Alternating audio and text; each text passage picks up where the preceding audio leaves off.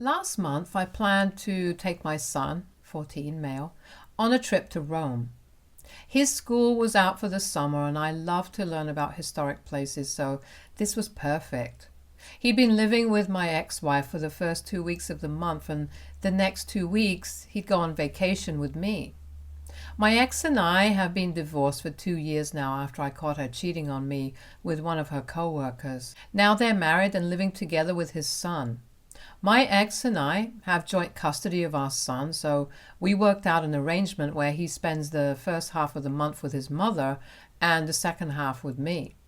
If it were up to me, I'd have cut my ex-wife out of my life as soon as the divorce was finalized. But for the sake of our son, I decided to co-parent my son and maintain a civil relationship with her. But deep down, I know she hates me because I took away a lot in the divorce, and feelings are mutual as she literally cheated on me. Anyway, I informed my ex-wife at the beginning of last month that I'd be taking my son with me to Rome, and so I'd need a few extra days with him before we left. Big mistake. As soon as I brought that up, she began insisting that I take her stepson, 12 male, with me as well. She said that she didn't want her stepson to feel left out, and that she was trying to be a good mother, so I should help her out. I said no straight away, since I had no intention of taking someone else's kid with me on vacation. She hadn't even offered to bear the cost for her stepson, which meant that I'd end up paying for both of them, which didn't even make sense or seem fair to me.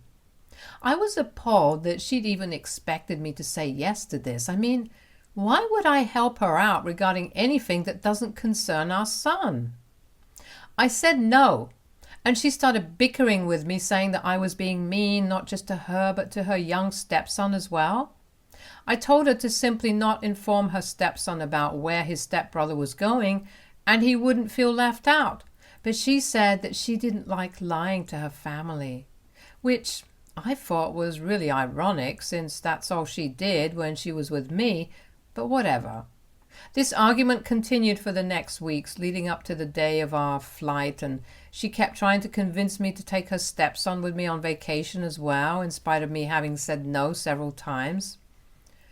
Eventually, I snapped at her and told her that if she wanted to be a good mother so much, then she should pay for both the kids and take them on vacation herself, instead of skimping out on money and trying to piggyback on my efforts. That seemed to shut her up for a while, but on the downside, she refused to let my son come over before the day we were supposed to leave, saying that it would borrow against her time, and she didn't want that. It was frustrating, and I requested her to not do that multiple times, but she wouldn't listen, so I had no option but to wait it out. Our flight was to take off at noon, and so at around 9 in the morning, my son was supposed to arrive at my place. He came right on schedule, and I was a little surprised to see that he'd taken the bus by himself, and his mother hadn't come to drop him off, like she usually does. I decided that it must have been because of our last fight, and didn't think much of it and started to leave for the airport. However, on the way, my son broke out in angry red rashes all over his body and face, and soon enough, his face started swelling up rapidly, and he complained of his throat itching as well. I knew this was an allergic reaction and instantly headed to the hospital instead, since my son told me that he couldn't find his EpiPen in his backpack. After we got to the ER and he was taken care of by the nurses and doctors, I finally took a sigh of relief, since by the time it had taken for me to reach the hospital, his condition had worsened considerably, and I was terrified that I would lose my son. Then I was really confused and alarmed by this sudden turn of events, since we'd only had cereal for breakfast before leaving, and the only thing my son was so severely allergic to were peanuts, and I'm very sure that there were no traces of that in the cereal that I had. The doctors also confirmed that this was a severe allergic reaction, and so I decided to go through my son's belongings. I was pretty sure that he'd been drinking something in the car, but I'd kept my eyes on the road, so I didn't pay much mind to it, and moreover, I knew that whatever he consumed would never have peanuts in it, because his mother and I were both well aware of how dangerous it was for him.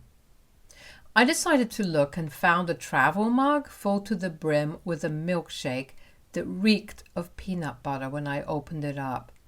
My son couldn't have smelled it or recognized it, since we'd been very careful to keep him away from peanuts ever since he was a kid. And even his friends at school knew not to give him anything that had even the slightest trace of peanuts in it. I was shocked, as I was 100% sure that that milkshake had been prepared by my wife.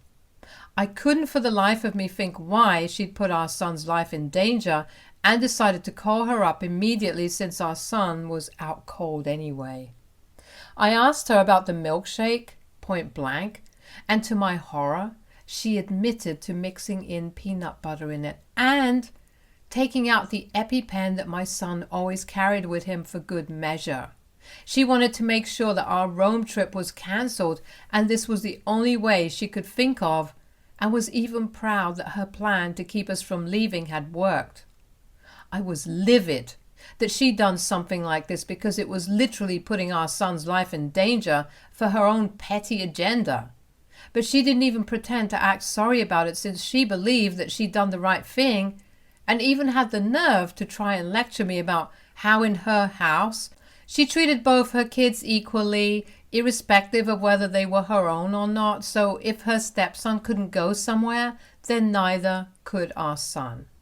I hung up after she said that, since there was absolutely no point arguing with someone as stupid and frankly deranged as her. I was seething, and as soon as my son was discharged, I went home and put him to bed.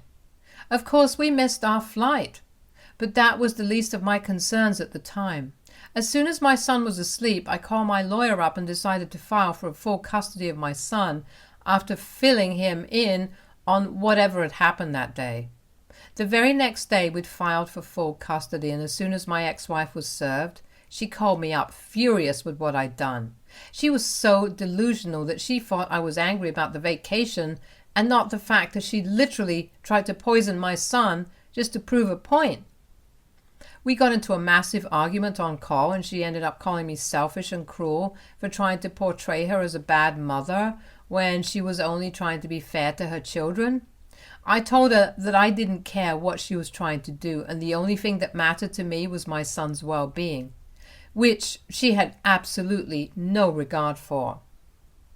She even tried to explain to me that there was no need for me to be so weird about it, since nothing had actually happened, and it just proved my point about how she was an idiot and couldn't be trusted with our son's life anymore. And within 2 weeks, the case was wrapped up, since it was very evident that she'd been the one to put my son's life in danger and didn't even regret it.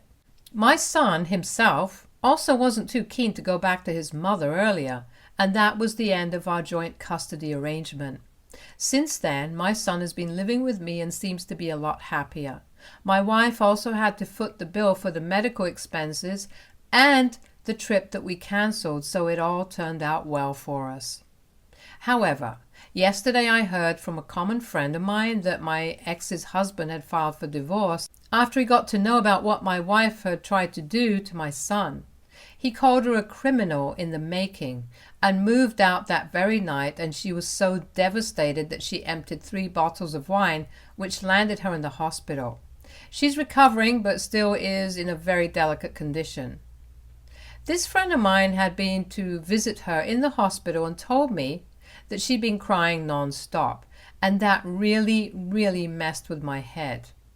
I haven't been able to stop thinking about it since, and have been feeling immensely guilty for how things turned out. I keep thinking that none of this would have happened if I just agreed to take her stepson with me in the first place, but I'd wanted to be petty and had continued to argue with her. And now her marriage is over and she's lost custody of her son. On top of that, she even drank her way to the hospital, and I just keep blaming myself for this. AITA? For not taking my stepson on vacation with me? Update 1. After reading all the responses here, I guess it really isn't my fault. She pretty much brought this whole situation onto herself, so I shouldn't feel too guilty about it. However, I have decided to take my son and visit my ex in the hospital. Regardless of whatever has happened, I'm sure she would appreciate it, and it would probably do her a world of good to see our son and remember why she shouldn't do things like this, which will end up hurting her. My son was also quite shocked when he learned what had happened with his mother, and in spite of the fact that he knew about the whole incident, which had led to me filing for full custody in the first place, he still readily agreed to go see her. He's been really incredibly mature about this whole thing, and I am truly thankful that he's so understanding and kind about everything. I've also decided that he probably needs therapy because even though he seems like he's perfectly fine on the surface, I'm sure that everything that has happened since our divorce must have taken a toll on him. He doesn't talk about it, probably to spare our feelings, but I know that there's a lot happening in his life right now, and he needs all the help he can get so that he doesn't end up suppressing anything.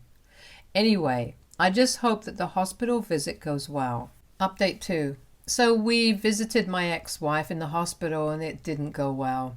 As soon as we entered her room, she told me that she didn't want to speak to me, but her son could stay. I was a little annoyed but agreed to leave and sat outside for about 15 minutes while she spoke to my son. Finally, when he did come out, he informed me that she wanted to see me for a bit.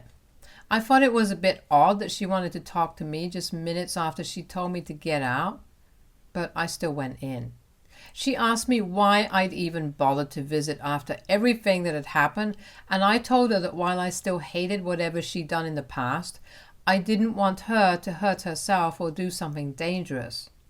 She seemed to understand, but then she said something that made me realize that this woman is never going to change and is always going to be just as manipulative, conniving, and scheming as she usually is, even when she's suffering. She told me that if I genuinely did feel sorry about putting her in such a position, then I should do something to show for it.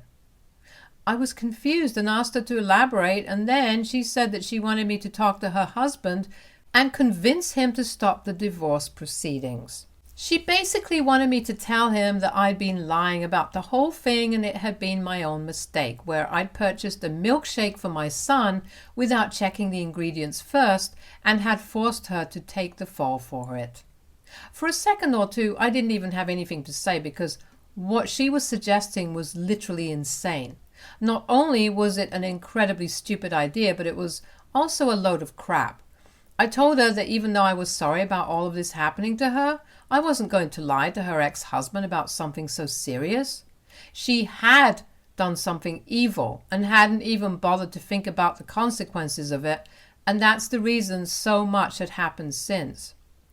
Instead of trying to run away from the aftermath of her own actions, she should try to introspect and take accountability.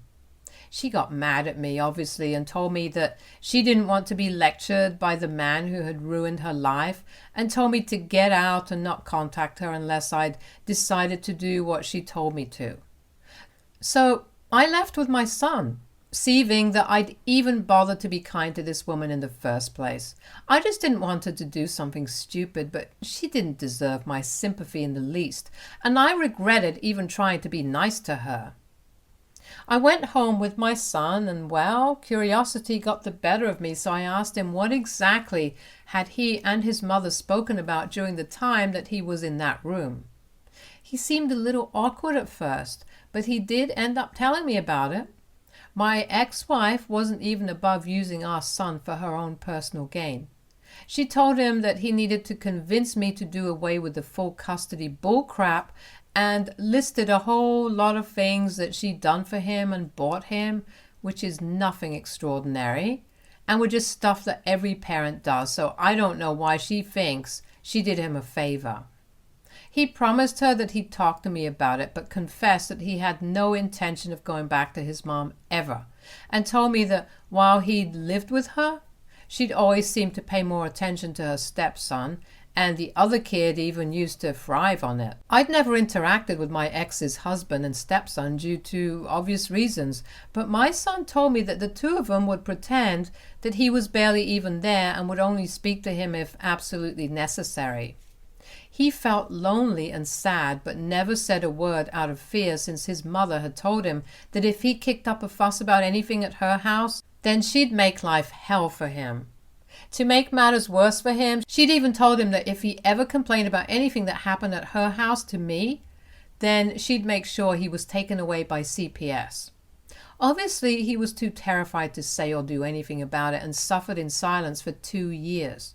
When he finally told me all of this, I was appalled that his own mother was capable of such cruelty just because she wanted to impress her new family.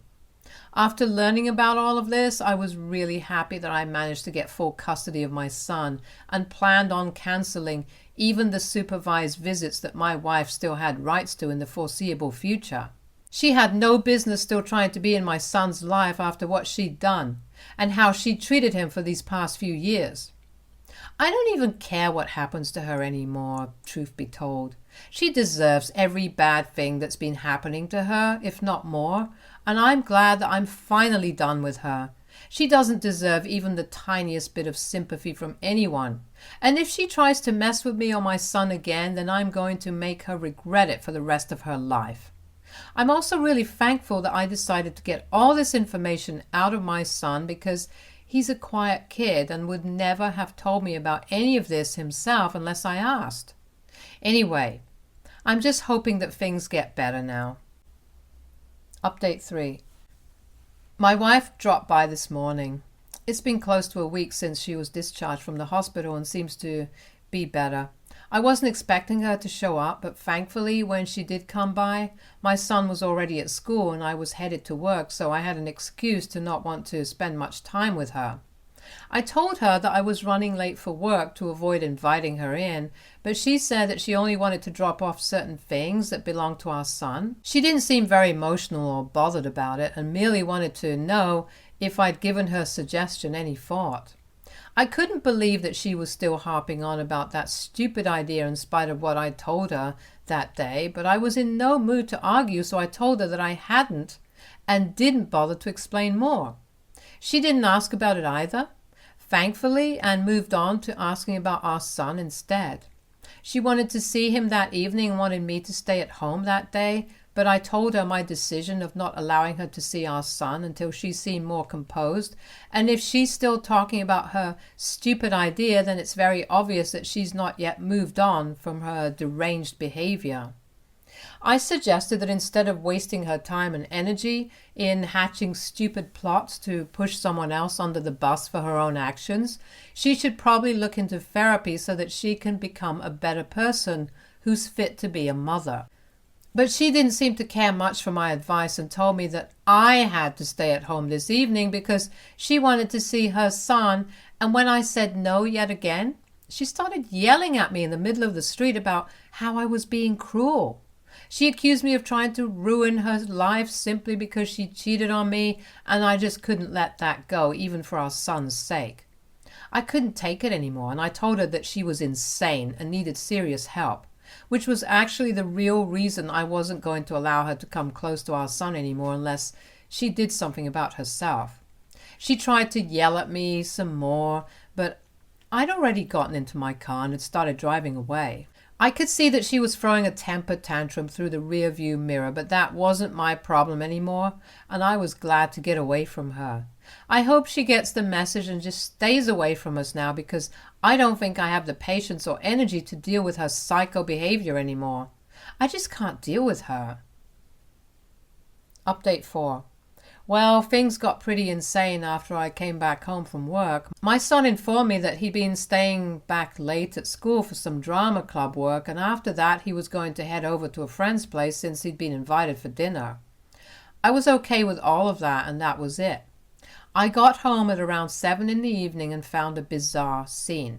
My ex-wife was still standing in front of my house and was talking to some people in uniform very intensely, and I could see that while talking she was crying uncontrollably as well, and one woman actually had her arm wrapped around her to console her. I was really confused by this scene, but it all became crystal clear to me when she screamed as soon as she saw me and started saying, "It's him!" repeatedly. I don't know if she was hysterical or just putting on a show, but 2 men in uniform approached me and informed me that my ex-wife had actually called CPS on me and accused me of sending our son away without her prior consent. They'd shown up just a couple of minutes before I had, and while my ex had been crying hysterically, she'd still managed to convince them on the call that her son's life was in danger. I was so over this whole thing and couldn't even be bothered to hide the annoyance in my voice while I explained the whole situation right from the divorce to the officers. They looked pretty pissed off as well, since my wife had not only lied to them, but had also wasted their time. They let her off with a warning, but told her that if she was caught loitering around my house again, then they wouldn't be so lenient, and then forced her to drive away. I was glad to be rid of her and hoped that this would be the last time she'd bother me. I was going to make sure of it anyway, because I'm planning on filing a restraining order against her soon, so that she is forced to leave me and my son alone. After everyone left, my neighbors filled me in on the fact that she'd apparently been waiting all day outside my house in her car after I left. I guess she assumed that my son would be back home in time, and when he didn't come back as she'd expected him to, she decided to stir up some trouble. I'm relieved that he didn't have to face her on his own, though. I'm going to talk to my lawyer about this soon, and hopefully we'll be able to shake her off soon. Update 5. We did it. 3 weeks have passed since the last update, and well, we finally were able to have a restraining order of 5 years passed against my ex-wife. So now she's not only in the middle of a divorce, but also cannot ever come close to me and my son again. All thanks to her own insanity. My son and I are planning to take off to Rome in a few weeks, and even though it'll be a much shorter trip, we'll still try to make it all worth it. Stay tuned for more stories from our girl relationships.